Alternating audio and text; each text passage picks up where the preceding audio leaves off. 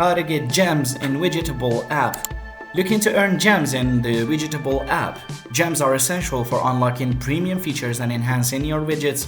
So in this tutorial, I'll show you all the ways to collect gems efficiently in Widgetable. Open the Widgetable app and go to the rewards or daily check-in section. Log in every day to claim your free gems. Rewards often increase the more consistently you check in. You can also complete tasks, so navigate to the tasks or missions tab in the app. Complete activities like setting up new widgets, inviting friends, or sharing your widgets on social media to earn gems. Looking for the option to watch ads under the Earn Gems section. Each ad you watch grants a small number of gems, and it's a quick way to build your balance. Now, you can try inviting your friends or participating in events, so keep an eye on in-app events or challenges which often reward participants with gems.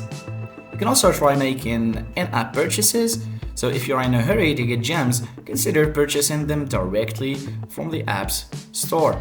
You can check for discounts or bundles to maximize value. And that's about it. Thanks for watching.